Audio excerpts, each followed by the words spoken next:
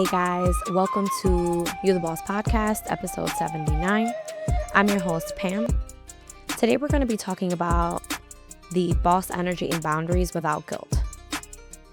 Starting with the definition of boundaries, per Merriam-Webster Dictionary, a boundary is something that indicates or fixes a limit or extent.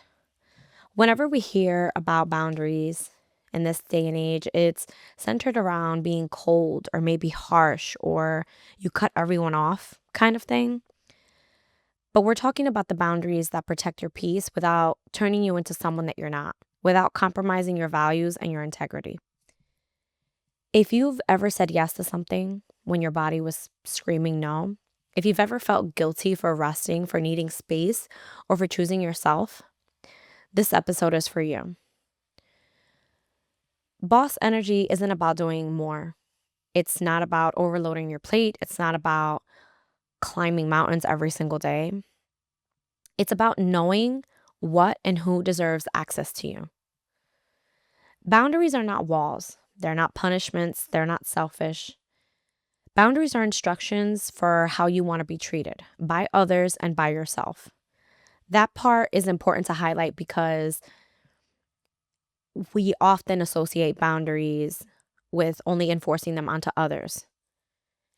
And what about if the boundaries are also about how you treat yourself? A boundary simply says, this is what I can give without betraying myself. We've talked a lot about in the last couple of weeks about that self-trust, about standing firm when you make a promise to yourself. The truth that no one tells you is that when you start to feel guilty about your boundaries, you feel like you're doing something wrong. You're not doing anything wrong. You feel guilty because you were conditioned to overgive, especially for my Latinas, my firstborn daughters, my youngest born daughters in male-dominated homes, my ladies who have become mothers with or without children. You know, you're raising your siblings and your nieces and your nephews, and you're constantly the caregiver. We're taught to overgive. We've watched our grandmothers overgive. We've watched our mothers overgive. And now we're doing the same. And we're taught to go into this negative, almost in the negative of our energy by giving to everyone else but ourselves. And that's the reason that these boundaries feel so uncomfortable. It's because you were praised for being the easygoing one, the one that no one ever had to worry about, the strong friend. You were rewarded for always being available. You're rewarded for always answering the phone. You learned that when you love, you had to self-sacrifice. So now you're starting to honor your needs, you're honoring your boundaries. Your nervous system is panicking. It's saying, if I don't do this, will I be rejected? Will I still be loved or accepted if I honor myself or honor this boundary? But here's the reframe. Discomfort doesn't mean danger. It means that you're breaking an old pattern. I've mentioned that a few times on the podcast where it's just that your brain is seeing a break in that comfortability. And it means that you're being loyal to yourself, not that you're in danger. Guilt is not a red flag. When you feel that guilt, it's just a sign that you're choosing yourself in a new way. It's not saying that you're wrong. When you have boss energy, it's understanding that you don't need to over-explain yourself. You don't need to have permission. You don't need to be liked by everyone. Of course, we love to be liked by those that we care about. Of course, we want to be reassured. Of course, we want to be acknowledged. But you don't need to include others. You don't need to include everyone when you're making these boundaries. You can be kind and firm. You can be loving and accepting and also be unavailable. They can both exist. I wanted to list out some boundaries for you today that make it so that you're not burning bridges. Because again, often burning bridges and having boundaries is associated with one another. They don't hurt others or put you in a place when you're taking away those opportunities. So, number one, time boundaries. Your time is your most valuable resource. Instead of, sure, I'll figure it out, how about trying, I don't have the capacity for that right now. Capacity is neutral. You're not rejecting anyone. You're just honoring your bandwidth. You're saying, hey, I know that that's going to overwhelm me and I don't want it to if I want to show up in my full potential. Number 2, emotional boundaries.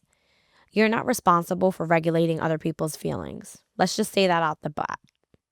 You're not responsible for someone who is going to how someone's going to feel about your no. Instead of trying to fix them or absorb it or explain, just try, I hear you. I'm choosing to take a step back from this conversation. Every conversation doesn't need a constant reply from you. I think we've gotten so used to confrontation at our fingertips that we've forgotten that we can walk away. Supporting someone doesn't require self-abandonment. You can be there for someone without abandoning yourself. Number 3, which to me, this is probably the most important one, and that's self-boundaries. This is the one that people skip. This is the one that, they forget that they can have these. They sound like you're not checking your phone the first thing in the morning. Hi, I'm totally guilty of this. If you've ever gotten a good morning text from me, chances are that it was when I first woke up. Leaving when your energy drops. I'm also guilty of this. I don't always do that when I'm in a group of people. And maybe it's resting before you're burnt out. This one I'm actually really proud of. I have worked really hard on this. I consistently work hard on this. Somewhere along the last 3 years, I've recognized that I function much better in all areas of my life when I'm not burnt out. When I make space for rest, boundaries are honored. I feel as though in resting, I show up the best way that I can. And so I absolutely think that resting as a boundary is incredible. Boss energy means you're keeping promises to yourself, not just to everyone else. I want to shift the focus a little bit here on how to set boundaries without over-explaining. I'm calling this the kind of like the cheat code. Short, clear, calm. You don't need a story. You don't need justification. You don't even need to be aggressive or loud.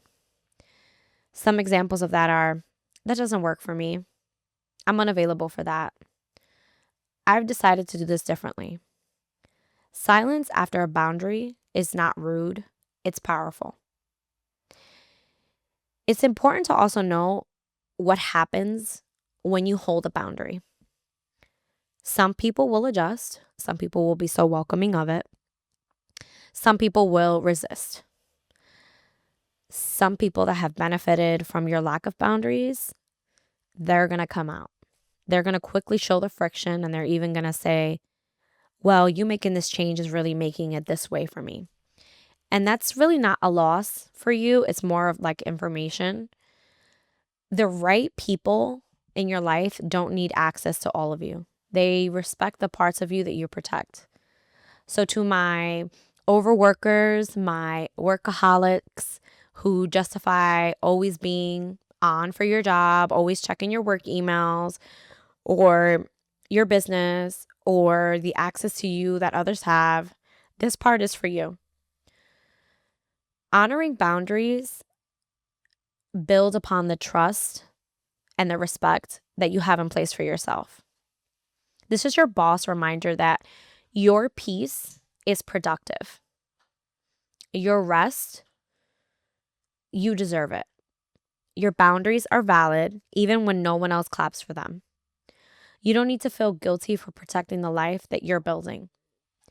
You don't need to feel bad about how your boundaries affect others. I find that people who have the most difficult time with this are often the people who aren't considered when other people have boundaries. So I want to bring that to your attention. The people that you feel the guilt for, do they consider you when they set up their own boundaries that affect you directly? If this episode hit home, I want you to ask yourself one question today. Where am I saying yes out of guilt instead of alignment? That answer will change everything. If you love this episode, I want you to share it with someone. Maybe someone who's learning to choose themselves. Maybe someone who's a recovering people pleaser. And don't forget, it's not that you care about people less. It's not that you're becoming more difficult. It's that you have realized that you're the boss of your life. Before we end this episode, I want to encourage you to leave us a review wherever you listen to your podcasts. We are on all streaming platforms, Spotify, Apple, and YouTube. Leave us a 5-star review. We definitely appreciate it. Thank you for listening. Come back again next week for another episode of You the Boss podcast.